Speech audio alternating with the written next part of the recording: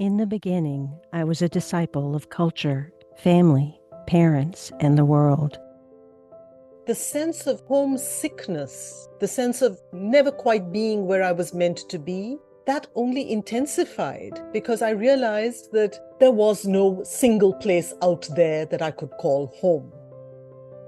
Then I became a disciple of light. I left and I found that my sense of homesickness intensified all the more because this wasn't home either. It was a laboratory where I was confronted by the self. Light pointed me toward becoming a disciple of the darkness. I learned to inhabit other places, but also learned to inhabit myself with a greater sense that it was possible to live with a spirit of discovery rather than ownership. Darkness held me until I reached the ultimate state of being a disciple of the divine within myself and all those that I meet. Welcome. You have entered the realm of 1111 Talk Radio. Your host is Simran. It's time to discover your own language with the universe. Empower yourself, broaden your mind, open your heart, and discover who you are. Now, here's your host, Simran. Give me a home that isn't mine, where I can slip in and out of rooms without a trace, never worrying about the plumbing, the color of the curtains, the cacophony of books by the bedside. A home that I can wear lightly, where the rooms aren't clogged with yesterday's conversations, where the self doesn't bloat to fill in the crevices. A home like this body, so alien when I try to belong, so hospitable when I decide I'm just visiting. These beautiful words are from Arundhathi Subramaniam. I have to say, this book deeply touched me, and I want everyone to run out and get it.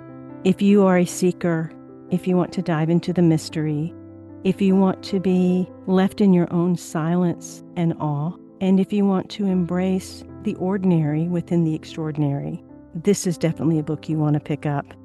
Women Who Wear Only Themselves is lyrical and wise, poetic and revolutionary, and you really do feel the soul of Arundhathi as she also guides us with her wisdom and the beauty of her language. Words and language inspire me, and she truly is a poet, a lyricist, a mystic in her own right, bringing together the voices of four women mystics walking very different spiritual paths. Poet and seeker Arundhathi Subramaniam reveals the expansive potential of forging an intimate personal connection with the divine. Described as one of the finest poets writing in India today and a unique poet of our times in a league all by herself, Arundhathi is a leading Indian poet and author of 15 books of poetry and prose. Her most recent work includes the landmark Penguin Anthology of Indian Female Mystic Poetry, Wild Women, the Book of Poems, the Gallery of Upside Down Women, and a prose work on 4 contemporary women on spiritual journeys, Women Who Wear Only Themselves. Welcome, Arundhathi, to 1111 Talk Radio. I am so delighted to have you here. Thank you so much, Simran. That was a beautiful introduction, a very thoughtful introduction. Thank you. I'm delighted to be here. I love the framing of this book right from the beginning. And to open with that poem around home, I think every human being is longing to come home. And we often have many times that we feel lost. And we grasp for that place of home that sometimes is just a finger grasp away, and it can disappear. And at other times we find ourselves fully immersed in it. You shared about having a niggling sense of being an imposter in the body. So often I have found myself there. So that's where I'd like to start. That feeling of imposterism, that search to belong.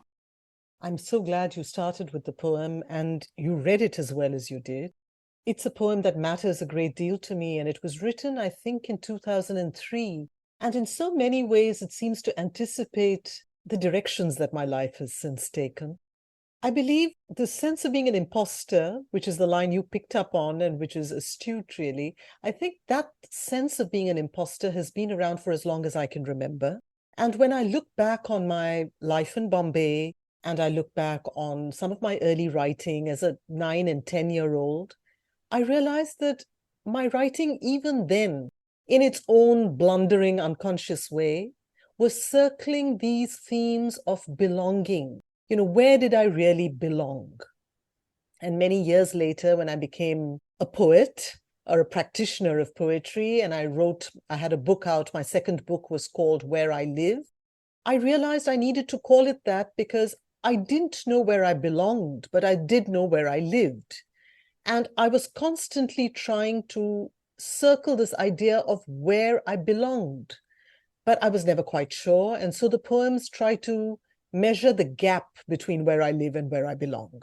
I think the journey started a long time ago in an unconscious way, but it grew more conscious in the 90s. When I was a young person, maybe around my teens and 20s, it intensified around 97 when I had an experience of silence. And it was an experience that changed something fundamentally for me when I started emerging from it a week after it. What changed was I was no longer just a poet or just a journalist or just a cultural commentator or whatever, all the epithets that we acquire along the way to make ourselves feel consequential. I realized that I was fundamentally a seeker and I desperately needed guidance. So around 97, I'd say, was the first turning point. 2004 was another, when I met someone whom I consider to be my spiritual guide. And so the journey took on a certain shift at that time because I finally found a practice that I could call my own, a path that I could call my own. And yet, Simran, what happened at that time was the sense of homesickness, the sense of never quite being where I was meant to be, that only intensified because I realized that there was no single place out there that I could call home. And if Mumbai or Bombay, which is a city of many names and faces, if that had kept me going all these years of my life, suddenly it no longer could. And so, as I say in the introduction to this book, I left. And I went off to an ashram, a yoga center in southern India. And I found that my sense of homesickness intensified all the more because this wasn't home either. It was a laboratory where I was confronted by the self. And so I began to realize, Simran, that I was essentially a vagabond and I was hurtling from an ashram in South India to literary conferences, to my parents' home, to the homes of friends and colleagues, but I really wasn't in a place that I could call my home. And it is through this process of being a nomad, of really finding that there was no context that I could call my own, that I began to realize there's only one place, of course, that was always meant to be home, that and nowhere else, and that is the self. It is the stuff of cliche, and I should have known this a long time ago, but I didn't. I realized I needed to make the journey. I needed to be that vagabond in order to discover this very fundamental truth for myself.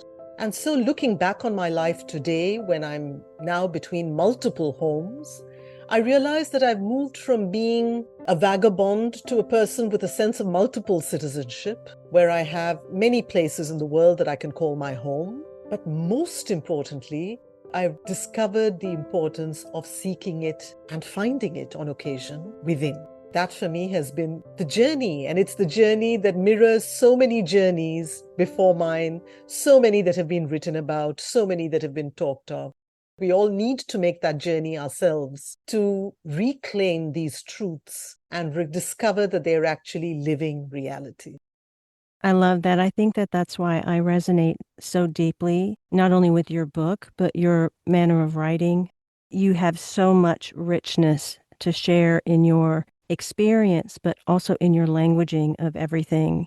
In my latest trilogy, which is about the multidimensional experience of being human, the first book is actually called Living, the 7 Blessings of Human Experience. And the first blessing is the blessing of seeking. It is this gift to be seeking. I have several different paths, but I don't have the path of the vagabond. You said you were learning to live as a guest. If we took life to be this exploration, or as you said, the laboratory where you're the scientist and the experiment, and lived as the guest, that profoundly shifts perspective. It profoundly shifts meaning and even purpose. The poem ends with that line, a home like this body, so alien when I try to belong, so hospitable when I decide I'm just visiting. And I think I realized that by being a visitor, I learned to inhabit other places, but also learned to inhabit myself differently, not with a sense of entitlement, but with a greater sense of wonder and of gratitude, and a sense that it was possible to live with a spirit of discovery rather than ownership. That made a huge difference to the way in which I approached my life as well as my writing. And I hope that I try to retain some of that and work towards retaining that at least every day. Well, what I did love about some ownership that you took, which is common to all of us, was the hunger. And you spoke to that nameless hunger or the thirst that existed within you. Some words, my home, my tribe, my garment, myself. And that is the spiritual journey where we start to discover ourselves beyond who we are. Even with the stories that you share of these four amazing individuals, it is this release, this renunciation that is part of the path continuously. Can you talk about any sort of release or changes that you had to make that maybe mirror some of the encounters that you had? For me, it was about letting go of the labels, the hard-won labels in my life in Mumbai as a writer, as a journalist, as a curator, as a partner. I was also letting go of a marriage when I left Mumbai and moved to the ashram in 2010. It had been a gradual meltdown of labels, and there's really nothing like that meltdown to leave you feeling bewildered. So it was a state of great bewilderment. And yet, when I look back on a poem that I wrote around that time, I realized that there was also a sense of ecstasy, a sense of awe at what was unfolding, because I had a very strong sense of being guided as well. And this is what I believe the spiritual path gave me and a guru gave me, which is the sense of being more anchored in myself than ever before. And if that had not been the case, Simran, I don't think I'd have been able to take a step of this kind at all. And so, yes, I did go to the ashram and I spent time there. And as I said, I realized that wasn't home either. So I'd let go of many things, a home, a partner, relationships, animals that were dear to me, my cats, my professional life, many of the labels that I had associated with myself. And with that went the indignity, really, of an absence of identity, external identity. But when I look back now, I realize it was thanks to that period of seeming anchorlessness, when I was learning to be more and more moored in the self. It was thanks to that period that I began to write from a place much deeper in myself than I ever had before. And so my anthology of bhakti poetry, devotional poetry, which is called Eating God, emerged from that period. My book, When God is a Traveler, emerged from that period. And all the writing that I've done since, I think, has emerged from a deeper place within myself. The timbre of my voice changed as a poet as well. The quality of my poetry changed. A hoarseness perhaps entered the voice, a greater ability to trust silences. I think all that changed who I was, how I wrote, and how I breathed. All of that shift. So later, when I seemed to acquire some of these labels all over again, it was with a newfound sense of discovery and an ability to wear these definitions lightly. I don't take them very seriously at all. All the stuff about being the writer of 15 books and so on, that's important. It offers you a certain shortcut to know who I am or what I've done. But I think I wear those definitions more lightly than I ever did. I don't take it terribly seriously. I know how easily it is possible for one to lose one's way, how easy it is to lose one's voice, how easy it is to be confronted by the great silence from which these words that we are speaking right now, these very words emerge. I think it's with perhaps a greater humility that one approaches these labels now. That is part of the reason why I called you mystic in the beginning, because what you're speaking of is that spiritual journey that if we grace it upon ourselves of the letting go, it does start to take us down that path. And it opens us to that greater spiritual maturity that does exist. And you wrote in your book that it was a journey from unbelonging to voluntary exile. And I think that that is something that we have to make that conscious choice with at a certain point. And that the silence was so profound. So I'd love to know, in regard to the silence, is that the place that you really found poetry to be the easiest way to share what was in feeling that sometimes is so hard to describe? And also you describe yourself as a listener. Is it through that doorway that you realized that it was in the listening that there was more power? That's a wonderful question. And if I were to be honest, I'd say that I was drawn to poetry as a child. And I was drawn to it because it is rhythmic language, because it is sensuous language, because it's exuberant, buoyant language, all those reasons. But what I hadn't perhaps fully understood is that when you speak of rhythm, you're actually talking about a patterning of silence and sound. And you cannot have an endless onrush of sound without at some point making your peace with silence.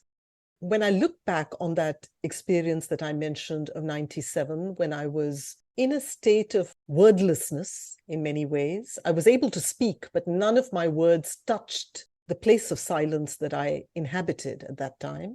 When I speak of that experience, I speak of it as a remembrance. And I use that word consciously because that is what your name means, doesn't it, SIMRAN? Yes, it does. Yeah? So it was for me a remembrance of where all sound emerges from. That is the silence. Without that silence, there would be none of this, none of the sensuousness and beauty of language that I so prized.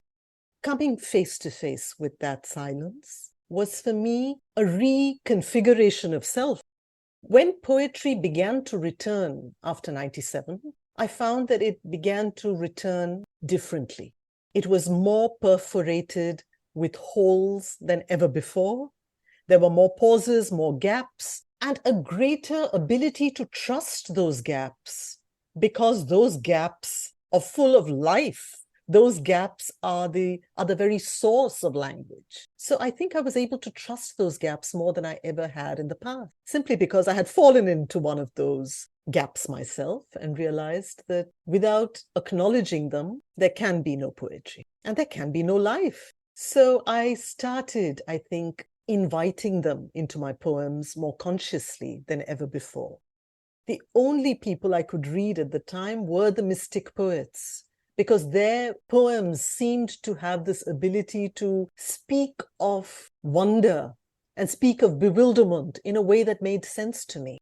They still remain the poets who rescue me time and time again when I need it. But I also believe that I have a spiritual practice now that compels me to spend more conscious daily time with myself and with silence. And so that makes my approach to language somewhat different from the way it was. And I hope that it affects the way in which I live my life on a daily basis as well. The Western world is so busy, so distracted, very noisy. That space between is often taken for granted. You also speak about being at a new kind of lost, where earlier the lost was of pain. Most people could probably understand that place of lost. But then you say, I was lost again, a darkly euphoric freefall, where you had authored the architecture of your own unmaking. Talk about the distinction between those two lost places.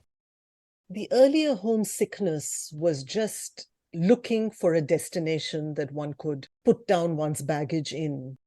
It was a quest in the hope that one could put down one's baggage and still remain pretty much the same person. One was actually looking for a place. I think that's why, the very idea of home is often so differently understood. One was looking for a place that one could call one's own. Not geographical, but a place inside the self where you can feel, I'm still the same person, but I have come home. Some place that didn't feel so alien and so embattled. That was the first lost. But the second kind of lost that I mention in the book is the time when I realized that everything that I had considered to be myself, all the epithets that I'd mentioned earlier, the things that made me a seemingly productive member of the society I lived in, none of those labels applied anymore. So it was a new kind of lost. I was now alone and I was with myself. There was a strange sense of having authored my life script, even while everything was being dismantled. The woman doesn't call herself a saint, just a lover of a saint who's been dead 300 years. She doesn't see people on weekdays, but her master tells her we're safe. So she calls us into where she sits, her body blazing in its nakedness, a crumpled afterthought. Its tummy fold and breast sag, and wild spiraling nipple reminding us that life is circles, crazy, looping, involuting, dazzling circles. She tells us the world calls her a whore. She told her master about it too, but he only said the rest of the world serves many masters. Family, money, lovers, bosses, fame, power, money, money in endless carousels. Samsara. But you, love, think only of me. Who's the whore here? My guest, Arundhathi Subramaniam, one of the finest poets writing in India today. And her book is Women Who Wear Only Themselves, 4 Sacred Travelers on the Journey. You can find out more at arundhatisubramaniam.com. That link is in the bio description, along with the link to get her book. We'll be right back after these messages. Join my Substack. My publication is Beyond the Illusion, and you can find it at iamsimran1111.substack.com. That link is in the bio description. You'll actually receive all of the 1111 magazine issues on audio as part of that, in addition to the weekly prompt, inquiry, contemplation, and meditation that I provide to all of the subscribers on the annual membership. That link is in the bio description. This podcast is sponsored by Talkspace. Last year, I went through many different life changes. I needed to take a pause and examine how I was feeling in the inside to better show up for the ones who need me to be my best version of myself. When you're navigating life's changes, Talkspace can help. Talkspace is the #1 rated online therapy, bringing you professional support from licensed therapists and psychiatry providers that you can access anytime, anywhere. Living a busy life, navigating a long-distance relationship, becoming a first-step father, Talkspace made all of those journeys possible. I could speak with my therapist in the office. I could speak with my therapist in the comfort of my home. I was never alone. Talkspace works with most major insurers, and most insured members have a $0 copay. No insurance, no problem. Now get $80 off your first month with promo code SPACE80 when you go to Talkspace.com. Match with a licensed therapist today at Talkspace.com. Save $80 with code SPACE80 at Talkspace.com.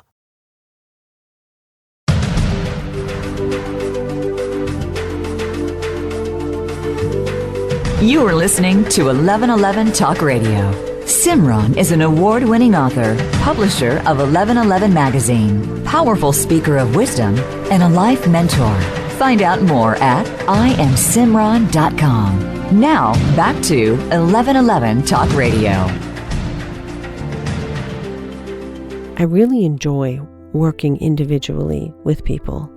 If you're looking for some additional support and guidance, and you really want to dive into the subtle, then there are quite a few options on my website at iamsimran.com that have to do with shadow work or manifestation if you want a more focused approach on a particular thing, as well as individual sessions around deciphering signs, symbols, and synchronicities, gaining a better understanding of how the universe is speaking to you, your particular dialect. That link is in the bio description. Could you imagine having conversations that unfold, ones that take your breath away, that have you look at life in a completely different manner, some that might be shocking, others that are awe-inspiring, and all of which leave you gasping for that ecstatic place that they have reached. And yet, the fear grips you. Can I do that? Do I dare have the courage? Could I possibly renunciate all that they have? It's an interesting thing to ponder. And Arundhathi Subramaniam writes in her book, women who wear only themselves, 4 sacred travelers on the journey. As each conversation unfolded, I found it was often quite enough to listen, to pause, to suspend conclusion, to marvel at the variety of fingers, the diverse darting tongues of fire. Rather than paraphrase or decode them, it is enough, I believe, to look to where they point, and if one is lucky, drink silver. I was with myself, and I realized that in this new kind of lost, completely without reference points, there was a strange sense of having authored my life script, even while everything was being dismantled. It was that sense of being ambushed by a spiritual journey, of having been found deeply, and yet there was no single place that I could anchor myself in. If anything, I'd given up all the addresses that I could have called home, and yet there was a sense that I was the architect, finally, of my life script. So many places in your book are rich with your own insight on top of who you're sharing. The book opens up very boldly to share with us the lover, one who willingly gave up everything, one who had to give up everything, one who ecstatically loved. Before we get into that first story, what had you go on this mission to share these voices? What was the thirst you were feeling? First was really the fact that while I had been deeply nourished by the voices of male mystics, all those whom I'd read about, all the poets whom I prized down the ages, those that I met and even wrote about, like Satguru, for instance, who's been my guide, and I wrote his biography, and I feel very deeply grateful for all of that. And all the mystic poets I've read and archived and documented and anthologized, I'm grateful to all of them because they've offered me sanctuary in their own ways. But a question that returned for me constantly, Simran, is where are the women? And I found that even the mystic women poets have been turned into decorative calendar art. We no longer smell the power or the danger or the sensuality in their poems. That's one part of it, which gave rise to an entire anthology of Indian women, mystics and their poetry, which I did, called Wild Women. But a question that remained then was, where are the women of our times? Do they even exist? And I realized in the great quiet of the pandemic that I was actually sitting on interviews that I had done with 2 extraordinary women. And I asked myself then, why is it that I only think of these women as interesting interviews that I may write up for an article? Why do I never see them and acknowledge them as vital presences on the spiritual landscape? Is it just because they don't have marketing managers to amplify their voices and to make them spiritual celebrities? Is it just because their ashrams don't feature in Lonely Planet guides? Is it for that reason? And if so, then I needed to look at myself and why I was making those assumptions. And so I sat down and I started writing up these interviews. And that's how this particular book emerged. I had happened to have met this exceptional woman whom you speak of in your introduction to this segment. Her name is Annapurni Amma, and I happened to have met her a couple of years before I started writing this essay on her. It was a chance encounter. I was wandering through southern India, visiting various temples with a sannyasi friend of mine, entirely by accident, just maybe a whisper of design because someone mentioned her. We happened to land up at her ashram and we never thought we'd be allowed in because it seemed to be closed. But then this young sannyasi, this renunciate, appeared and said, okay, come on in, she'll see you.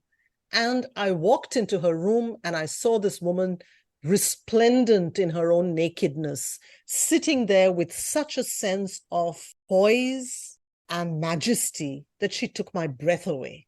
And she wore her body the way in which I never imagined anyone could wear it.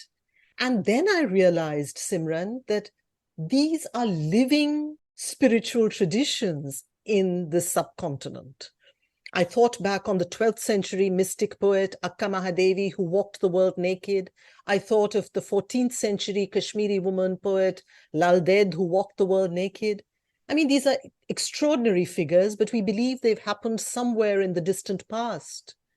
And here is this woman sitting amid the din and the cacophony of the modern world, sitting in quite the same way, empowered by her guru, who also walked the world naked, except he happened to have lived 3 centuries ago. But for Annapurni Amma, this is no dead guru. This is a living presence. He is more alive to her than even I am, or I was when I was sitting in front of her that day. And so, talking to this woman who had given up all manner of cultural and social restraint, including her clothes, including her family, and who had taken to this life of mendicancy, and who later became a spiritual guide in her own right to her disciples, just listening to her that day was for me a reminder of the extraordinary courage that a decision like this takes. It was also a reminder for me that we live in a subcontinent, certainly in a country, even today, in India, which is where I come from, where these spiritual traditions are not dead and gone. They are living traditions. These wisdom traditions, whether ecstatic or contemplative, are alive. That is the capaciousness of the spiritual culture. And to me, it would be a tragedy if we standardized that in any way, or if we simply dismissed that. I do believe that there is a need to acknowledge this living hospitality of wisdom traditions. These are alive and kicking, even as we speak. And to me, Annapurni Amma, in all her nakedness, in all her fierce, passionate devotion to her guru, exemplified that. It is fierce. It brought me to a great pause to even know of her because I was not familiar, to consider all that she gave up and yet the ecstasy of her love for her guru and how alive he is for her. I have been thinking over the past few weeks not to discount the value of the celebrity guru or the celebrity personal growth master or any of these spiritual leaders that are out there that do have all the marketing and the pomp and circumstance in front of them. There are many, probably far more than we realize, that are living their dharma, their purpose, providing the energy on this planet in very quiet ways, foundational to our existence, that do ripple out in some sort of way. This felt very much like that. It felt like something ancient still present. That's beautifully put. That's exactly what it felt like. Ancient and deeply contemporary all at once. That's the paradox that lay within your book and also within her life story in particular, because to read about her agony and her tears about her children and the things that she went to, and then to completely flip to the ecstasy of the love, and of course I would do that. She really embraced the full gamut of being both human and divine. Absolutely. And her vulnerability, Simran, for me, that was her strength. That's what I realized as I sat with her. Her ability to laugh one moment, and at the same time, when she spoke of her sons, her ability to cry, and at the same time to speak ecstatically of her guru, all of it felt real, felt authentic. I felt I was in the presence of a human being of great integrity. The courage you speak of is vast that takes place, and the other thread that I saw weaving through all 4 of the stories was the spiritual quality of dispassion, a high spiritual quality that must be attained to be able to walk such a path. You're absolutely right. How did you experience that dispassion? Because people hearing that word, many may think, oh, that's apathy, that's disconnection, but it's actually very much the opposite. How did you experience it in the presence of each of them? Each of them embodies it differently. There's Annapurni Amma who actually chooses to give up her family. She gives up her clothing, she gives up her home, she gives up really everything. This is a woman who wears herself very literally as well, nothing but herself. That's one kind of renunciation. But there's also the last portrait in the book, which is the portrait of a monk. And I wanted that there because for many of us, the monastic life seems like a medieval life choice. And Ma Karpuri is a reminder that it is not. She is a reminder that you can be deeply human, that you can have a wonderful sense of humor, a contagious love of life, and still be a monk. And every time I'm in her presence, she is a reminder for me that monkhood is not a state of cheerless self-denial. She's capable of exclaiming in great delight when she sees something she loves, when she sees a sari that she admires, but there's not a trace of wistfulness personally. There's no sense of wanting it for herself. And that's when I realized that it is possible to see monkhood as a state of abundance in itself. It's not about denying the self. It's about allowing your heart to grow expansive enough to accommodate everything. And when you do, you don't have to own, you don't have to grasp at any one thing, because you are, in fact, an owner of it all, just like every other individual is. But we need to open our hearts for that. And that kind of amplitude of the heart is what, to me, Ma Karpuri represents. Then there is someone like Bala Rishi, who is the woman who's on the path of the yoga of sound, Nada Yoga. And Bala Rishi is a wonderful anomaly because she starts out as a guru. She's propelled into the role of a guru because she has all these paranormal capabilities. But she realizes somewhere along the way that while she has this ability to divine what is going on in people's lives, she has a path of her own, a path of self-discovery through sound, which leads her to profound places of silence. I call her, as you see, the reluctant guru, the person who realizes she has a vocation, but wants to do it on her terms this time. She will not be propelled by social compulsion as she was before to play that role. So this is an interesting woman, a woman on the cusp of becoming a spiritual teacher. And she fascinated me, and she also wears herself in her own way. She no longer wears the white robe of renunciation that she was in some way coerced into earlier when she felt she had to play the role of the teacher. She now chooses on occasion to wear blue jeans. Here's yet another woman choosing to wear herself on her own terms. It's so easy for the mind, for the ego, to cast stereotypes or judgments upon these, such as Ma. We could think of monks as being submissive, but Yes. she very much was in her power. She very much was the devotee to what she desired. And in the same way, Balarishi allowed herself to be herself. This is also breaking apart some of our false beliefs of not only how we see spiritual leaders or those that are serving in a different way, but how we as women can show up and the power of that.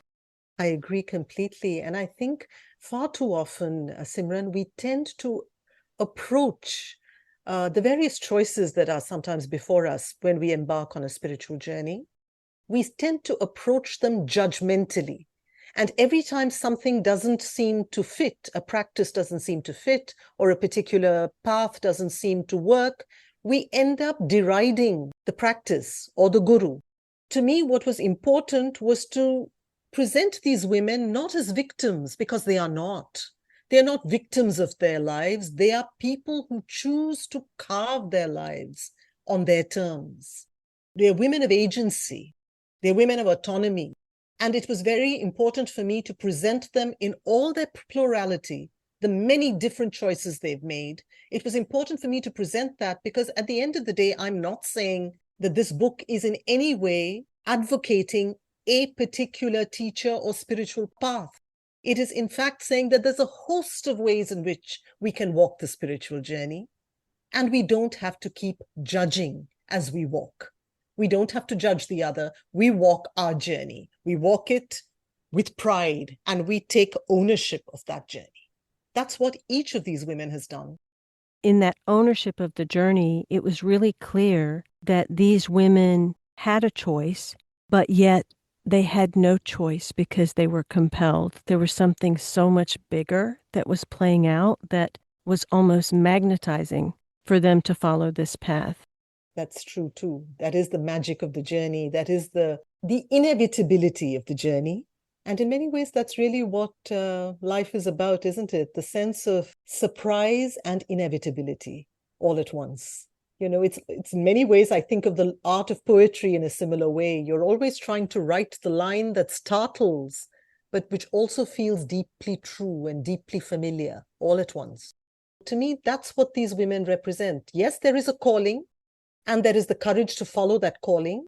In doing so, there is a certain amount of stumbling, there is a certain amount of blundering, but there is also the joy with which they walk their journey that makes it uniquely theirs. None of these women take anything personally. It's like they're neutral in regard to the things that happen. They feel everything, they rise above everything, but it's not personal. I think you've really zeroed in on a very important aspect of the journey. The fact that it is possible to be deeply involved with life and yet not encumbered by it. These are people who are deeply present, and when they're present, they're taking in everything that goes on around them. They're with you when they're with you. They're not embroiled in what I call that crazy autopilot of samsara. So each one of them has chosen to drop certain sticky, gluey attachments. And of course, they've dropped it with the grace of their spiritual guides, with, whatever you might call that grace. And each one of them would probably credit their gurus or the goddess with that. But it is true that they have dropped them. And that's the reason they're able to walk tall and to inhabit themselves with the fearlessness that they do. They're freedom seekers above all. I think, one doesn't have to be someone who defines the spiritual journey in any narrow sense to read about these women.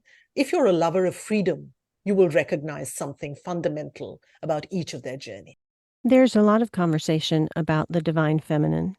Even the Dalai Lama has said it is women who will end up taking the world to the place that it needs to go. And yet, just the use of the word can have such a range, what people project onto divine feminine, what that means, what that does in the world, how that's supposed to act. And it really is beyond feminism. When you look at these four individuals, after having spent time with them and talking with them, how do you define divine feminine? On Lata Mani, I just say that what is so amazing about her journey is that she actually discovers the goddess as her guide by inhabiting her body deeply. This is a cerebral woman who is compelled to drop into the body, which becomes a place of great agony because she's had a brain injury, as you know, in the case of that, in that portrait. She drops into her body and discovers through the pain, through the body, she discovers the goddess. And with that, I'd like to return to what I see as the divine feminine, because it connects with that very deeply. In 2010, when I entered a goddess temple that had just been consecrated by Sadhguru in Coimbatore, I entered it believing that the idea of the goddess in some way resonated with my feminist understanding of, how the divine could be presented. I wasn't naive enough to believe that there was a woman in the sky. That wasn't it, obviously. It was about saying, okay, it appeals in some way to the idea of encoding the sacred as feminine. I entered that shrine and I sat there. And as I heard the 33 names of the goddess being uttered, I realized that I had always known what the divine feminine was about. I was not being introduced to the goddess. I had always known her. And I don't want to sound in any way like I'm mystifying this. What do I mean by that? I mean that there is a part of the self that we all recognize when, in fact, we have, as I did that day, some external validation of it. But this is a part of the self that we often relegate to the shadows. And to me, Devi is a living presence. The goddess is a living presence because I encountered her outside of me and she pointed me back to myself. And she is for me primarily this, a reminder that the creator does not stand apart from her creation. The goddess is that energy that is deeply, passionately involved with the minutiae of creation. She doesn't stand aloof. She doesn't stand disengaged, but she is that deep and utter inclusion. As I say, you reach her through her. That to me is the divine feminine. Lata Mani's story, there's much about Tantra. That is that entry point into the body. That is that expression of allowing our full sensuality, our full sexuality, our full pain, our full ecstasy but by way of the vessel that the spirit inhabits. I found that that story was really embracing uncertainty as a pointer towards intimacy. Can you speak to both the uncertainty and the intimacy, and how from a brain injury that was able to open up as very neutral, but in the most sacred of ways, without any charge or any angst within it, full acceptance? As she says, it is a lesson learned the hard way. She was an academic, a successful academic, on her way to work one morning in California. Her car collided with a Pepsi truck, or perhaps the Pepsi truck collided with her, and her life turned upside down, literally and figuratively. Suddenly, this very cerebral woman was compelled to crash land into her body. And the body at that time was a site of great anguish. Through that anguish, through her breath, she began to awaken. And that awakening has now deepened, and she's in a state where she's capable of offering guidance as well. She writes a great deal. She is, to my mind, a reminder really of what the body signifies. The body is just so tragically abused in the many ways in which it is presented.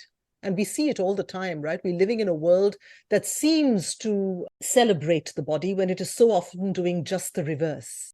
For me, what was important about Lata's example is that she reminds us that the body can in fact be the instrument of the sacred. And it's a reminder also, and this is something that for me was very important because I learned it too in my own somewhat different way.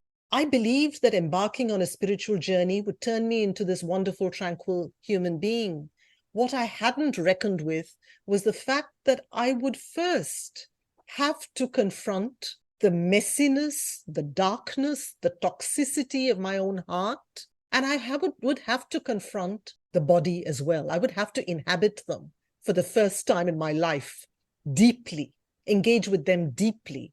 That there is no way to embark on the spiritual journey by sidestepping the heart or sidestepping the body. So this to me is what these women in their own ways point to. And when you speak of, there's the uncertainty of the path, that is absolutely the case for each of them, living it in their own ways. But there was also the other word that you mentioned, intimacy. This is one of the paradoxes, isn't it, at the heart of the spiritual life, that on the one hand, the utterances of so many of these people, these four women in the book certainly, seem detached or dispassionate, even impersonal at times. And at the same time, there is this deep, fierce intimacy, whether it's when they speak of the goddess or the guru or even the world that they live in. And I think this combination of the spacious and the intimate is one of the central paradoxes of the spiritual journey. And it is one that one uncovers and learns to live on a daily basis. That intimacy does not have to mean the physical presence of another. That there are many ways in which one can be spacious and intimate all at once. The book itself is written in beautiful language that comes from you, language that comes from each one of them. But there is this thread throughout that has something to do with clothing, and that clothing is pointing us to something within each of these stories. Share what that clothing really represents and what that's asking of us. On the one hand, there is the literal image of clothing. One woman who wears a monk's ochre, another who chooses to give up the monastic robes and now chooses to wear blue jeans, and yet another who wears no clothes at all. That, on a very literal level, is what the book is about. On the other hand, there is the constant trope through the entire book that the only way to really wear yourself is to allow yourself to plunge deep into a journey that may well demand that you drop bits of yourself along the way. Many things that you believed that you were may have to be dropped in the process. But there can be what we called earlier, that euphoric free fall, that sense of having authored in some way your own truer identity, which you are discovering and crafting at the very same time. To me, that's what these women represent, the ability to wear themselves We speak of words like authenticity so easily, Simran, but to me, they represent the courage to dig in your heels and allow yourself to embark on a journey where there will be no easy answers at the end of the day. That's the uncertainty we speak of.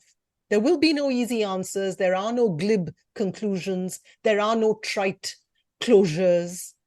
But there is an unfolding and an ability to trust that unfolding. And in doing so, these are women who have learned and who have arrived at their own very singular strategies of wearing themselves. And so powerfully model, which without this book we would not be able to know. Most of us would not be able to know. You begin the book saying it's so easy to live in a closet. What's the tragedy of that, if doing so in the human experience? It's a wonderful question.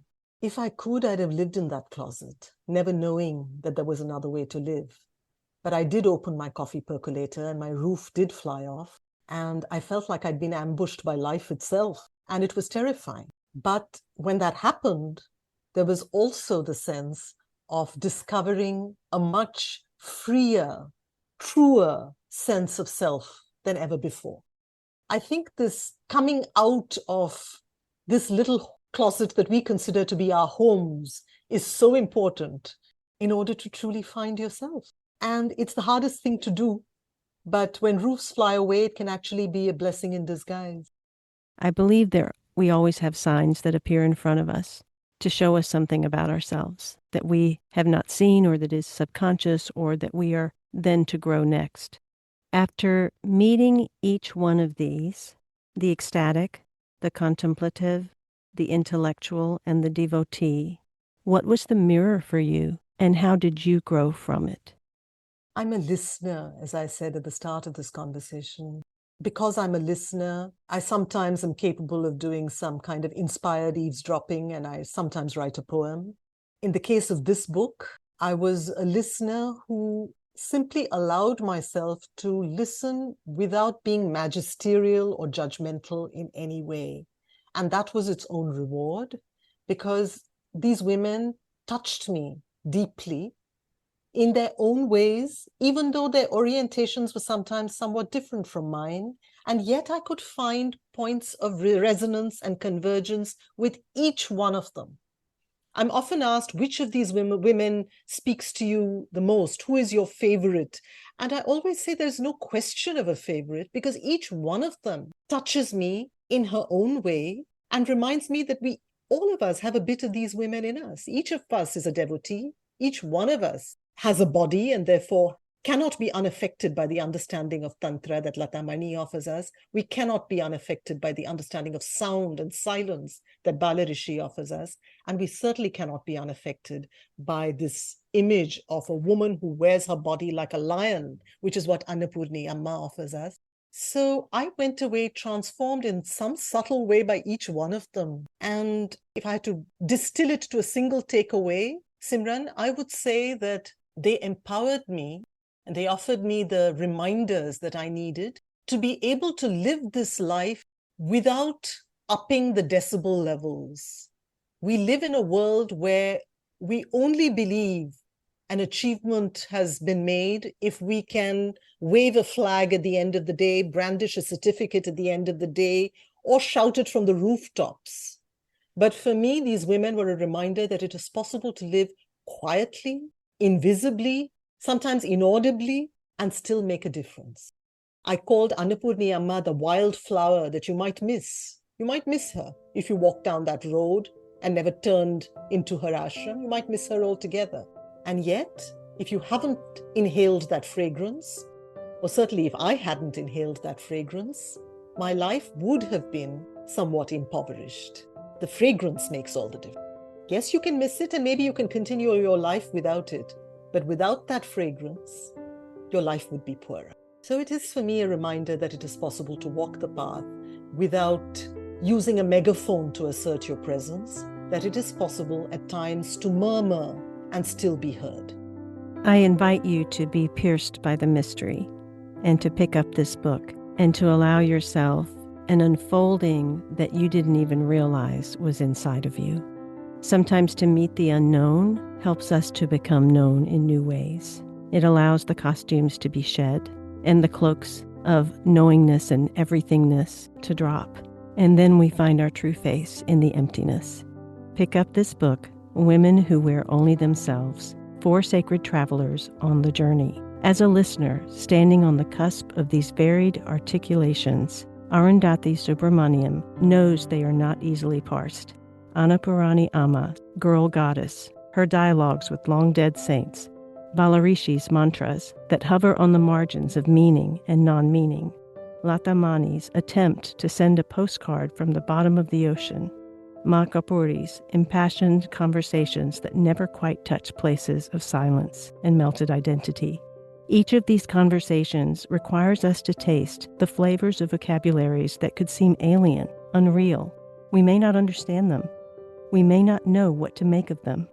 We may not believe them, but I ask you to let yourself be cast into oblivion and to discover the unknown. Arundhathi, it has been an honor and a pleasure. Your book has touched my soul, and I'm just delighted to have you on 1111 Talk Radio. Thank you so much, Simran. I was very glad to be here, and this conversation has touched me too. I really enjoy working individually with people. If you're looking for some additional support and guidance, and you really want to dive into the subtle, then there are quite a few options on my website at IamSimran.com that have to do with shadow work or manifestation if you want a more focused approach on a particular thing, as well as individual sessions around deciphering signs, symbols, and synchronicities, gaining a better understanding of how the universe is speaking to you, your particular dialect. That link is in the bio description. Thank you so much for spending time. Until next week, I am Simran, in love, of love, with love, and as love. Be well.